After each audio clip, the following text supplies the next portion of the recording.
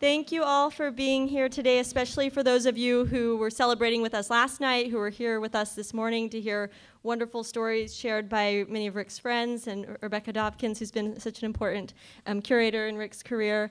My name is Danielle Knapp. I'm the McCosh Associate Curator here at the museum. It's been my honor to co-curate the exhibition of Rick's work with our executive director, Jill Hartz, who is traveling today, so unfortunately she couldn't be here with us. But we're just so happy, all of our staff is so happy to have you here, to be a place where everyone is gathering to celebrate Rick and have all these works in one place. It's just fantastic. With me is Rick Bartow, the man of honor, and Lawrence Fong.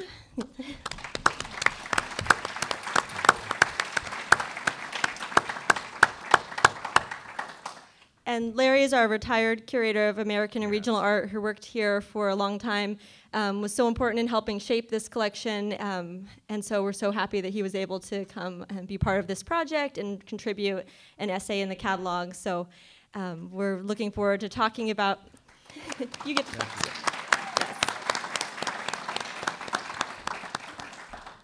A couple of quick announcements. If you weren't here this morning, I'm just going to repeat some information, so if you were here, sorry to hear my spiel again. We have a members magazine and an events calendar and a website that all document several events that are happening in conjunction with this exhibition in the coming months. The work will be on view through August 9th, so please, I hope to see you back again at the museum for subsequent programs and tours. I know that we have an overflow room, so we appreciate everyone's patience in fitting into the space today.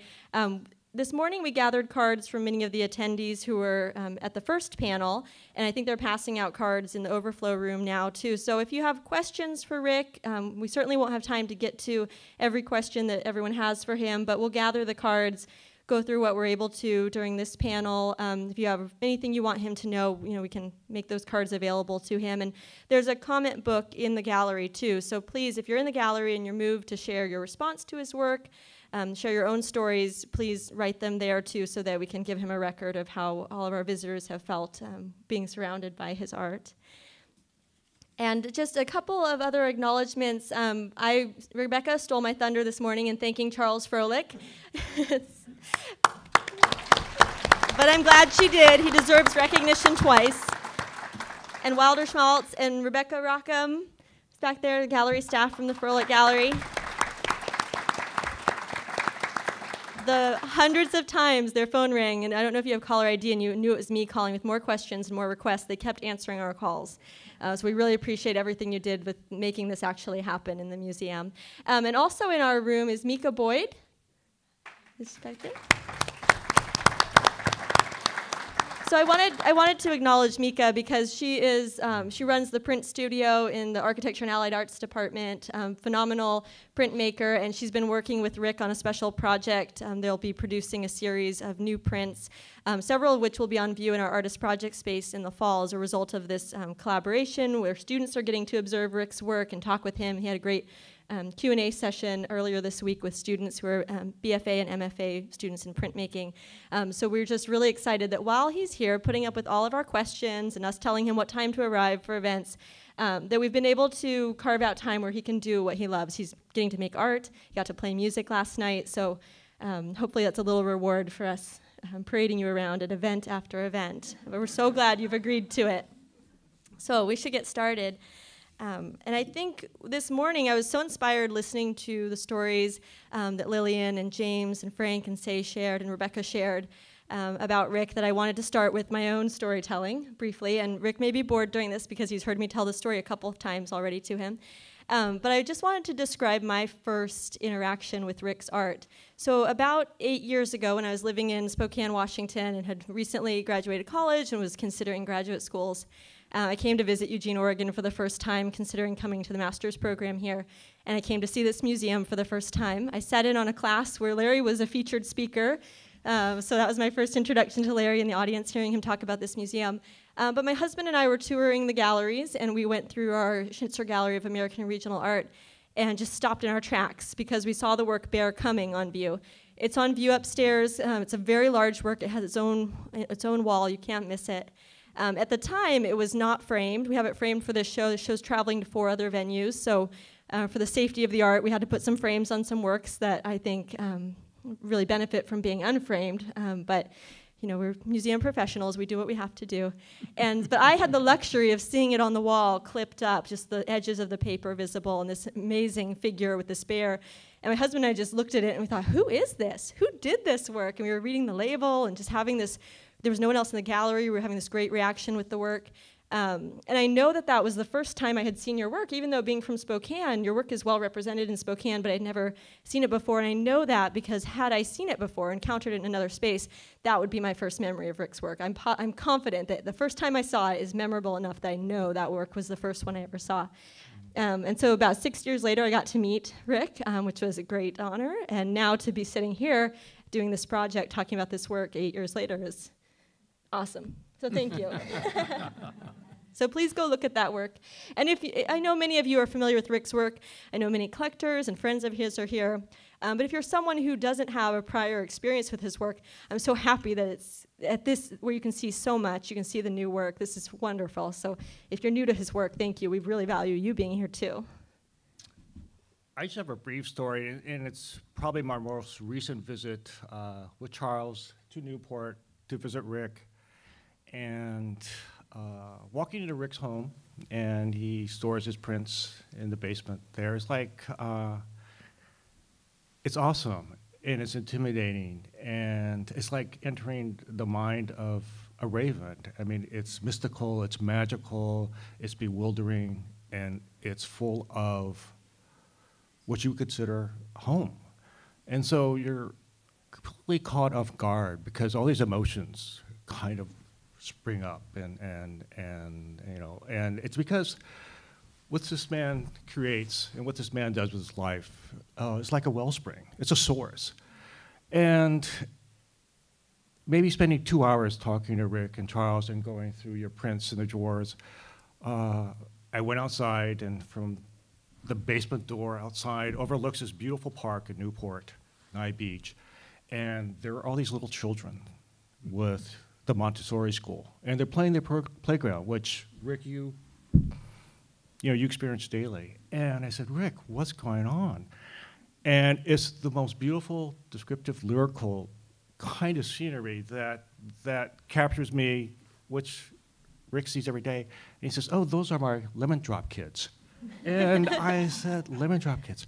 All the children, when they go out for recess in this marvelous playground in Newport, wear yellow caps.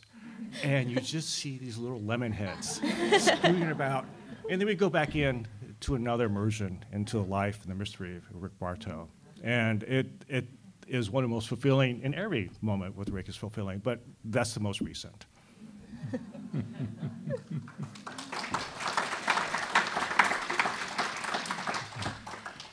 I call them the fleas.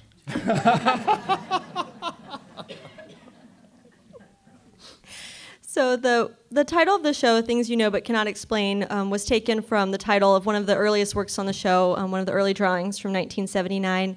And in having conversations with Rick over the last couple of years as we were working on this project, we sort of batted around a few different titles and tried to find something that felt right. And the work is installed in the smaller gallery off of our large Barker gallery, so make sure you go in to see the works on paper and you don't miss that piece. But we've hung it next to the most recent work in the show, which is a large, very colorful drawing titled C.S. Indian.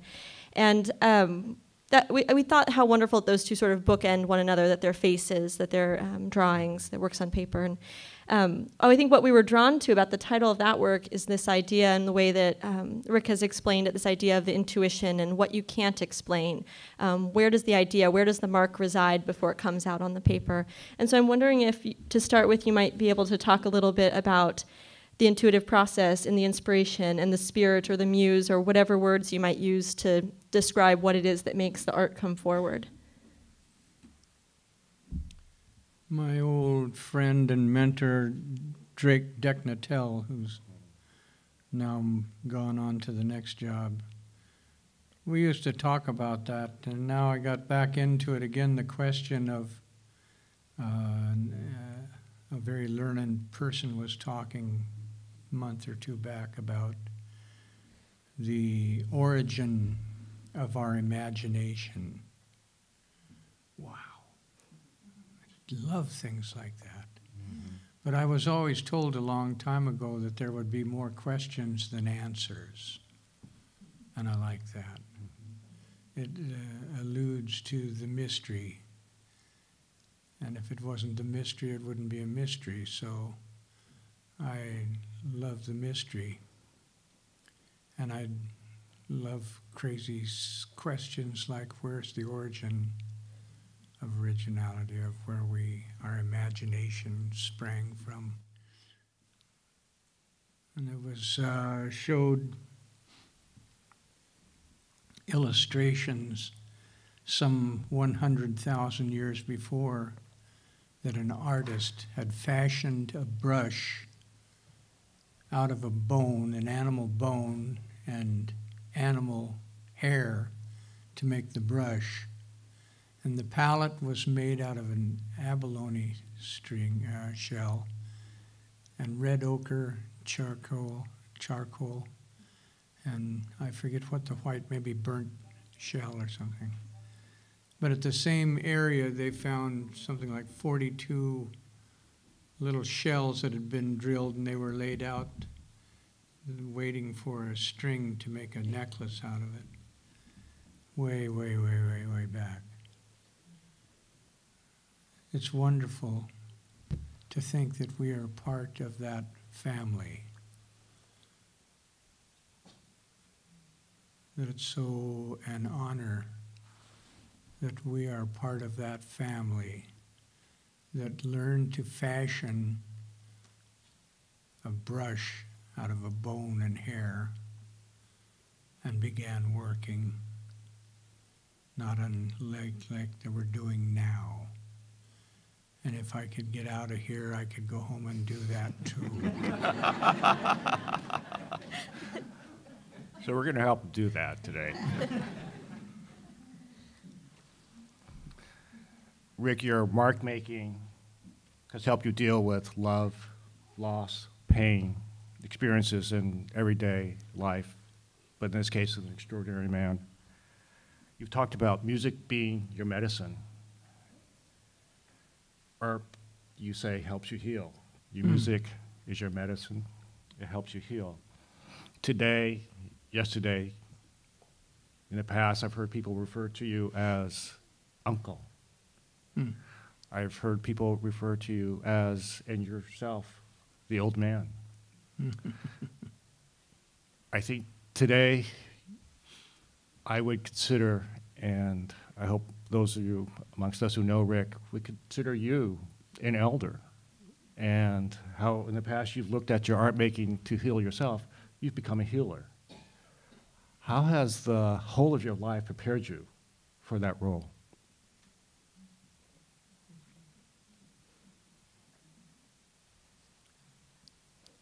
The old man and I, when he was still here, said we were OTI elders.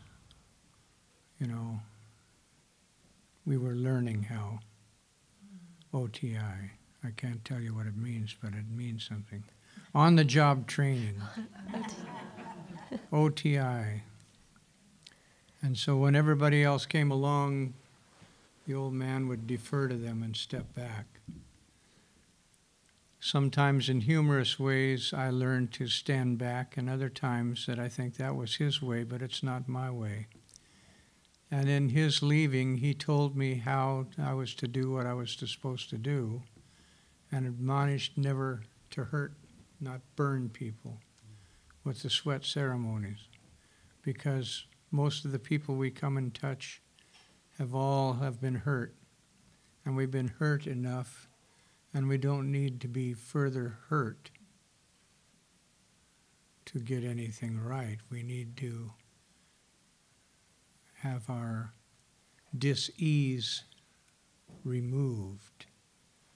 As the old prayer said, let that which is pressing in on us be removed. And so at this time, I would say that to everyone. And another much wiser person said, you know, that be kind to everybody you meet because everybody's having a really hard time. And then in Mexico they said nothing 100 years lasts.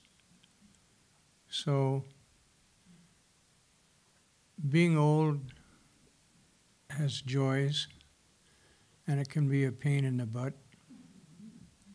And you don't want to be grumpy, but I find it pretty easy. And my sweetheart accepts it and doesn't listen much to me now. But it is time for the young people to come forward, and it's my time to sit back and listen. I don't know really much to offer, but it's better to listen, and maybe something comes along. I didn't want to be that way. I dodged and dodged as much as I could, but then when it came right down, just hours before we were finally saying our goodbye, which we didn't really, was just to don't make anybody hurt. Don't make them too hot, because we're trying to remove the dis-ease and help them to have more ease. And there's never been a time more than today that I would ask you to remove back your heaviness, that you could have a whole good sunny warm day today. Why not? Doesn't cost so much. It's there for us to take. I got lunch free. Just in your answer to that, you started to mention some things I wanted to ask you about. Because you've traveled so extensively, a lot of the works that are in the show were either created during travels or in response to travels. Visiting Oaxaca, Mexico, traveling to Japan several times, spending time in New Zealand and in Germany. And I've heard you talk before about how important travel is to you as a person and as an artist, and I wondered if you could maybe expand on that some more about what having visited all these locations and meeting other people has meant to you in your art. I have the answer succinctly. The first thing that I learned that Lillian Pitt opened the door and kicked me out to other countries, that something that I'd held true, and I still find it to be true today, and I love it, is the fact that we go to these places, we don't speak languages, we smile, we flesh hands, touch one another, speak in our language back and forth. But the bottom line is that as stranger people come together, we are more common than we are unlike. And I found that to be true, that we were always accepted in these situations, and the love, you could feel that from that good place, as the doctor man said, from this sacred holy place here. They said what spirits came along, they said, we're going to hide it. I said, where are you going to hide it? Say, well, hide it in the ground. They said, no, they'll find it down there. I said, well, we put them on the mountain. They said, they'll still get up there. Said, oh, okay, we'll put it on the moon. They said, no, they'll get there. He said, where are you going to put them? Creator told to the spirit, said, we'll put them in here. They'll never find it. Don't get caught.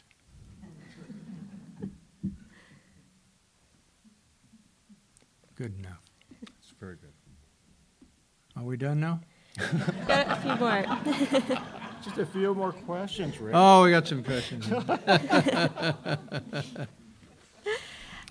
Larry had mentioned music earlier, I think, in one of his questions, and one of our questions from an audience member this morning was, does music play a part in your art? And I think it probably comes out clearly that music plays a part in your art and your life, but if you could expand on how so and the role of dance also, that would be great.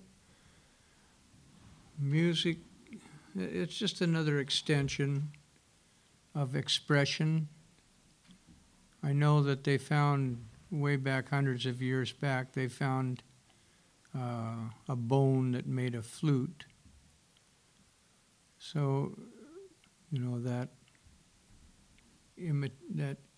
that notion of wanting to create things. The music revs me up.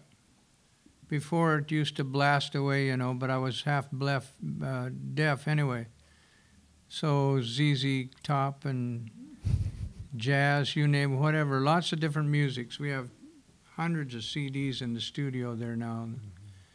All kinds of things. Not any one thing. Of Gabby Halanu, Gabby the Hawaiian great singer. He's gone now too, Gabby. And we had Pa'anui, Gabby Pa'anui. We had everything. We even had some Japanese music in there. Yeah. And the music Japanese helps pop. sometimes, but a lot of times it just, when I'm really working and it feels so good, you're just about ready to explode. You know, your heart is just going to break because it's so going and you're right where you should be. And that's what all of us, they tell us as our way that we have, every one of us gets a gift. The Creator give us all a gift. And our gift is what we have. And these people have their gift and you people have your gift. So some of you are having trouble with your job because it doesn't work out quite right. So you're not doing the right gift. So maybe your gift, you got to watch out because maybe you'll end up like Noah in the boat, you know, out in the desert someplace and God tells you make a boat. That's not unlike being a contemporary artist. Make things with your left hand and see what happens. And sometimes it starts working and it scares you because the mystery resides with us too. And so we go forward. And as our friend here, Ted Matthew, they have directions and they have orders what to do. They may not feel comfortable with it, but they have a job to do that's very, very old, and it's waiting to hear from them. And it may not be what they're wanting to do, but it's what the way the doctrine told me one time. I was being a beautician. I was blowing hair of an eagle's hair for her. And I gave her abalone eyes so her eyes sprinkled. And I was working on her, blow drying her hair so it looked really good. And then I got all done and the doctor man came along and said, "You can't have it." Because the Spirit said she's got to go back with her body, which is way up on the mountain and out on the end of the road, 200-300 feet drop there, and right along the edge there's places where other people have reside the remains of the eagles. And so we built a place with cedar and everything, fix it up.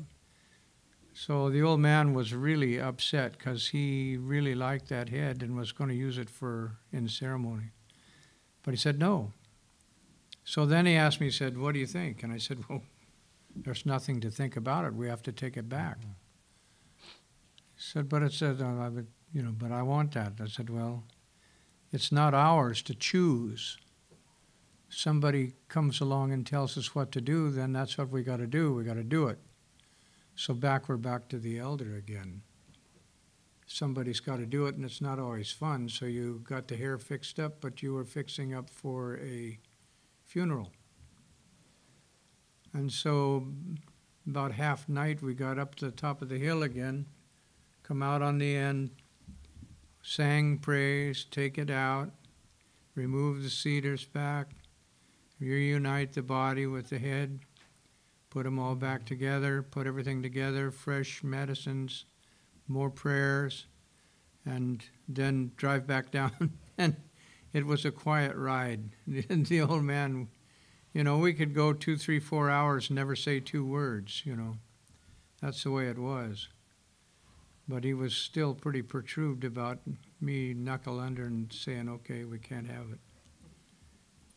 So the music, you thought I forgot, didn't you? The songs are there, and they're part of the whole thing. The old man liked swing dancing, so he liked C&W. I didn't call it the new stuff, I didn't call the real music. And then my son is a lyricist. He does hip-hop. And I asked him how you could have a band if you don't have any instruments. But he learned through the spirits his job too. Lyrics, that's where his grandmother did, or his mother did when she passed on. So the music was in that boy in his birth. Before his birth, the music was going on. The song of the birds is always about the birds. I think we learned to sing from birds. And so the birds bring the songs. In the studio, the shop's open and blasting away with Masakala or somebody in there playing maybe ZZ Top. Really loud, just really because I'm really rolling. But then when I stop, I hear the bird singing. So I stopped to listen to the bird, and the bird stopped. So I turned the rock and roll back on, the bird started singing again. He liked it. I was walking down the trail back by the old place, the home place, and a young eagle came in there and landed right above in a tree and squawking around and he wasn't real happy about me walking along there, so I sat down on another one across the street against the telephone and prayed up a little bit and then sang along with the eagle, and we sang for quite a little while. And then when I got tired, I walked off. So we learn by looking. Somebody asked about what do you see when you see the birds? Well, the birds are many different things. The birds are teaching us if we slow down and open our eyes. Lately, I've been enamored of the old hippies back in the 60s of may the baby Jesus close your mouth and open your eyes. And, if you watch, the old man and I talked, we were always like sponges for knowledge. We were always thirsty or hungry for information. And someone told us sometimes, said that when the hawks come in front of you, then you better slow down, watch what you're doing, because it's warning you. Maybe something going on. Or you can watch there sometimes, and that'll tell you about something else over there. It really makes the world as a great deal place better to hang out if you have little mysteries to watch, because they do talk to you. But it doesn't talk like maybe Grimm poems or something. It's a little tangled sometimes to get to the truth, but it's better for you than always talking on the phone or stealing toilet paper.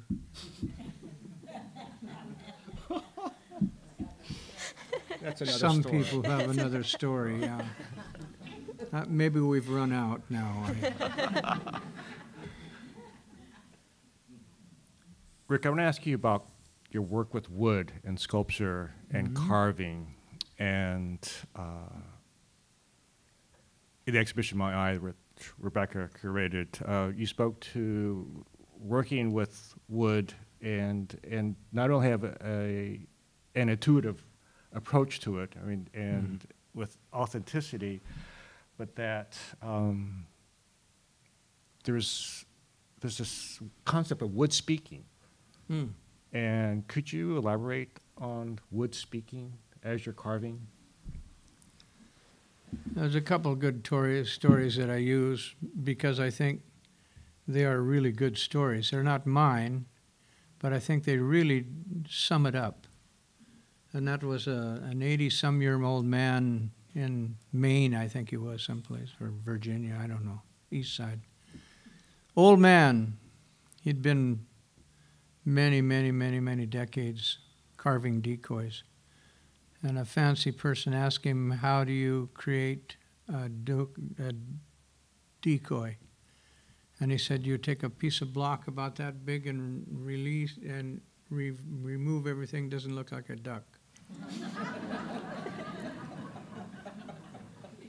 we can make poetry. We can make poetry and music, or we can just say the truth. And the old man hit it. That's the way he really felt it. He wasn't being funny. It was really his view of the world. The other story, I guess I find that through my family, my old Indian uncle. We spent our life there in that little area in South Beach till he went on to his next job. And he never really understood his nephew's job. We'd lived in that same area there. I think my uncle had been there probably 60 years, except for the war. And I saw one of those shows in Portland that really tickle you, you know, really wakes you up. And it was a lot of figurative carvings, African, I think, and they were all nailed with nails and broken scissors. And wow, just really blew me off there. Johnny and I think we went to the show there at the Portland Art Museum. And looking at that, and wow. So when I got home, you know, there used to be a lot of cattle in there that my grandfather, my uncles, they had that place with cows. And the old cedar fences, of course, over years and years had fallen down. So I went out there and I was looking at those all full of wrapped up old wire and nails. So I started cutting the wire out of there and pulling the old shows out, the old forks. And they said, "What are you doing?" I said, "I'm going to make sculptures." Turned around and walked off. He's pretty blunt about his way. So I gathered some up and then further add paint to it for him. I covered with tar and wax. Boy, he really didn't know about that stuff. So take it to the gallery, take a look at them. What do you think? So sold it, maybe $1,500 something. So I get back home, start getting some more posts out of the old fence. Something said something about poor mouthing me anyway. I said, "Well, you know, that one post there got $1,500. And so the next time I saw my uncle, he had a wheelbarrow full of old posts. Those old guys never really, to say sorry. It was better to just bring a whole bunch of what you need. And the wood, some people say Indians, you're supposed to be all woo-woo, what I call woo-woo, But woo-woo is not woo-woo. What we need is just be left alone, because some people comes up with the words and they look woo-woo. But what the guy was probably saying was that wood speaks to you in the grain, in holding it, smelling it, and feeling the weight. You're looking at the grain, the knots, the cleanliness. What can we do with that? Sometimes you can see, Michelangelo, he talked about looking at pieces of Carrara, big blocks of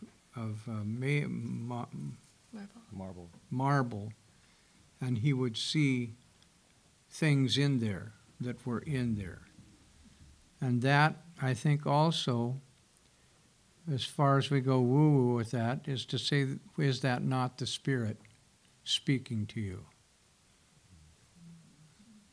So many of things we're doing, we think there's something else, and yet they're nothing but the Spirit speaking to us, in one way to say it, in another way assaying a piece of wood of something to see if it's good or not as you go forward.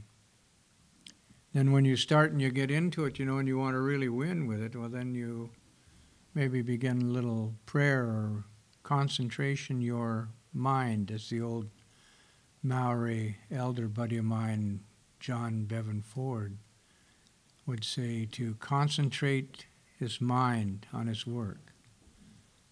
And he taught me about not making things precious. He walked up to a very big product sculpture that he'd finished. He'd been paid for it and everything, and he told me one day when we were down there, he said he'd like to check on the progress with this sculpture. There were 3 or 4 of them in a circle that was alluding to a mythic situation of Maori people. So we parked alongside the road and we got out, and he just charged right across up to this, just like he was going to confront someone. He walked up to this subject and he looked around it. He waited till I was next to him. Then he stuck his finger about halfway into the structure, just right inside the side of the structure. Jeez, I said, boy, what are we going to do about this? He said, I'm not going to do a thing. He said, nothing's going to last ever. He said, yeah. The old man used to say, nothing left but the mountain and elk teeth. That's the only thing that's going to last. So he just laughed. He said, nothing's going to last. And he really, at that time we were together, it was about and something going to last forever. And he really was getting on me about, when he got sick at the end, that was going to take him out. He said, I'm going to die, but I don't wish to hasten it. So when I was doing my first work with him on a pole, and I'd screwed it all up, I was using a chisel that I'm not used to, and I'd really screwed it up. He'd stop and he'd come over and say, how's it going? I said, oh, John, I just screwed it all up, I said that Nori Rito or something one was a dragon tooth, the other was a dog tooth, and you had to cut 2 or 3 ways to make one mark. And I said, oh, man, I'm just screwing it up. And we were making this for real for a Marai, a spirit place. We were making a sculpture for that, which really made me really nervous. And I got, 4 feet of it, and it just looked like sand. It was really not good. And he said, oh, no problem, man. You've got about an 8-inch grinder, big 2-hander. I said, there you, man. Now you can try it again. So, living with old people, learning with wood, he was telling me a story. And when he'd tell you a story, he'd really tell you a story. John was about 5 foot tall, and he was always neat as a pin. And he had on polished Oxfords. And we were out in the bush, and he's telling me one of the Maori stories that happened in that place along the river. When I looked down, he was about halfway up to his knees in the water, slobbing along and still talking without breaking about the story. And of course, when I looked down, I was in the same condition he was, except a little bit taller. And he wanted to tell me about this other story, and I kept seeing these big green plantings right in the middle of in the street, or in the path as we were walking along. Finally, I said, John, why did they pack these in these funny places like that? He said, oh, no, those are fallen because of the rain the other night. Those big air plants, Right. But there'd be a ton of them, and they'd be way up there, and they'd get wet, and they'd weigh into just hundreds of, bam, they come down. And we were walking right through a minefield, and he's just talking away. So some of the thing, I guess is what I'm saying, is that you have to be aware that to go there, you have to go there.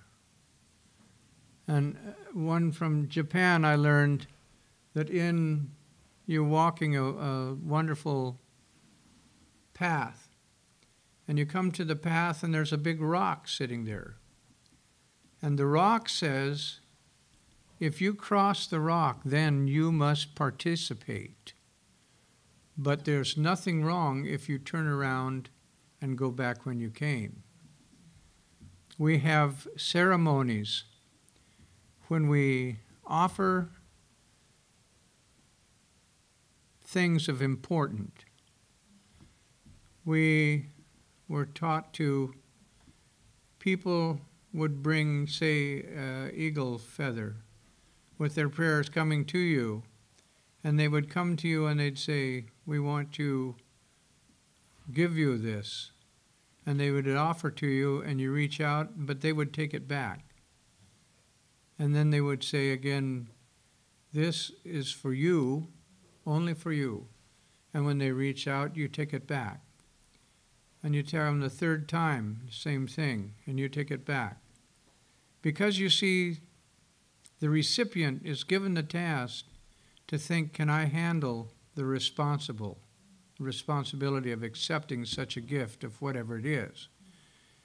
So you go the fourth time, and then if the recipient accepts it, then they accept everything that goes with it. However, if they do not reach out, then it's just as honor to put the gift alone, and we don't talk about that. So there are ways to get in, and there's ways to get out. Someone once said, what happened if you screwed up, if a mask gets screwed up? And I said, then it becomes kindling. It doesn't get wasted. So wood has a spirit, and it has a voice. Woo, woo. Woo, woo. It speaks to you. Sort of going off of that, too, someone in the audience had asked, how do you decide whether to do a sculpture or a painting or a drawing? Because a lot of your imagery repeats across media. So now that you're working in all these different media, often at the same point in your schedule in your studio, how do you know when something is more appropriate to be a particular format? When it doesn't work. Switch it up. There's a couple big plates there that didn't work. They're leaning against a wall. Paper goes away quick. They disappear real quick. But usually with paper I can turn it upside down and draw on it again. Mostly it's part of my process. And I'd be the first one to say that you can't every time you can't ring the bell. In other words, there's some things that I get back, and I'm very tickled to get them back. Because in looking at them the second time, I think, nah, I don't know, could have been different. And sometimes it's simply technical. Things that you use in typical technicals in working, painting. Maybe just a week or so ago, I was trying to do something a little different with ink. And And they were just horrible. I could get the ink part done, and then I wanted to go in with gouache. I'm crazy about casein and water, you know, so try to use those, and they just bleed right into the ink. And it just looked like heck, just gray at the wrong place. I couldn't. So I just took about half or 3/4 of them and folded them in half and threw them under the bench, because there's no need to go further. They just weren't going to work. It was the wrong materials technically using. It wouldn't work. And so that's there. Then sometimes you'll be working on something. Okay, we'll get to the heavy end. So I lost my dear wife. My wife got cancer 28 days, 13 days, 15 minutes, something like that, from time that they found it till the place that she was done. And I tried to work, and it didn't work. And then I got it going, only working in black and white, using graphite as I'd done in early. But of course, everything that I was doing could only locate around where her life had been and where she no longer was there. So at one point, have the doctor and man to come to work on my daughter and myself. Son, he wasn't really sure about that stuff. So we worked on those, and in the end, there was a body of work that was used in Tacoma in a room gallery of that. And we walked in there with the docents, and the people walk in there, and everybody was crying, and I was crying, and I couldn't say anything, and it was all just so heavy. And later I thought there was no need for that. I should have, if I'd been older, I wouldn't have allowed that. Because everybody has pain, and we don't need to keep on celebrating it. I sometimes talk about we can't eradicate sin, but we don't have to participate any longer. So there are ways that we can continue through life, and I learned in the end, in the 60s, where everybody had burnt baby dolls for, nuclear situations and peace and no more war in Vietnam.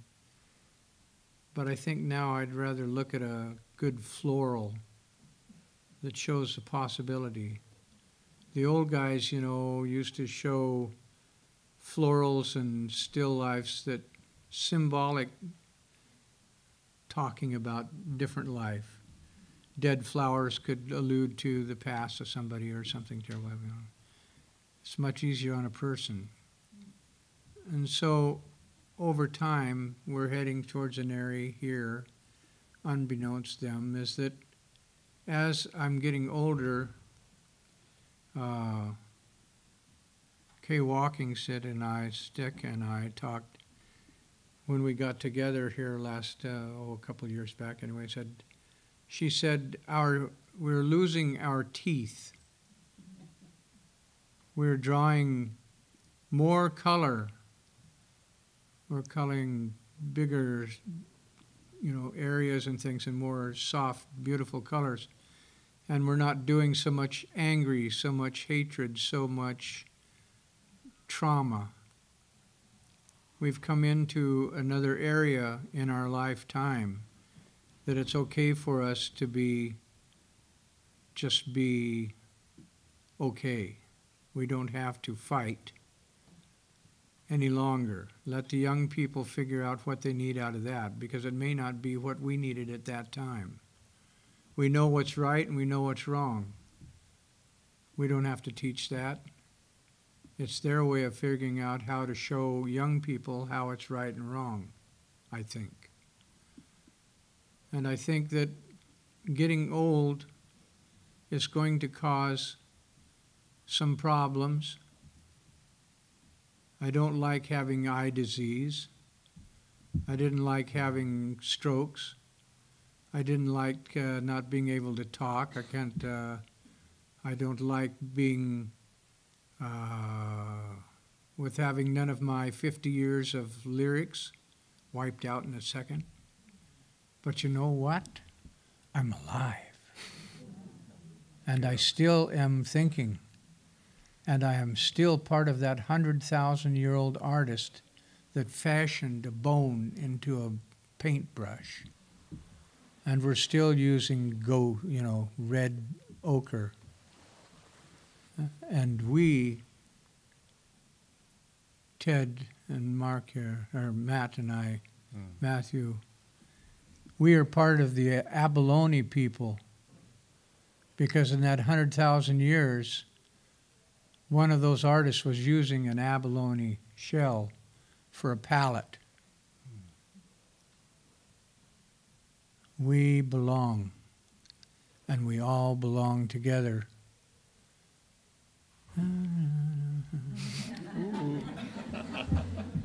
Woo, woo!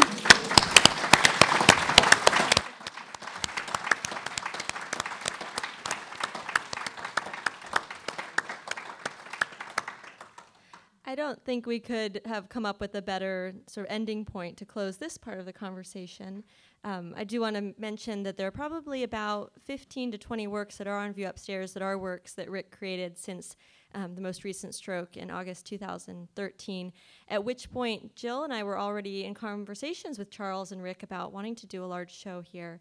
It was very early in that conversation, in that process, when we did hear news that Rick had had his stroke. Which was soon after followed with wonderful news that he was going to be okay, that he had told Charles, I can still draw, I'm going to be fine. And all involved wanted to continue sort of with the timeline we had set forth for a project of this scale.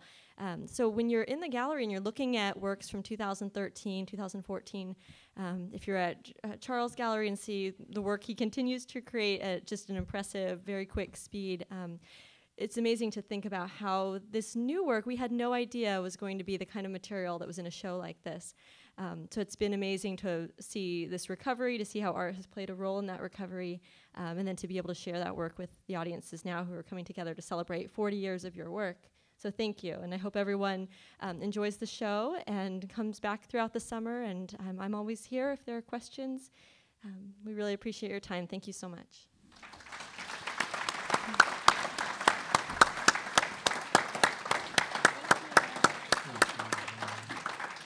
Thank you.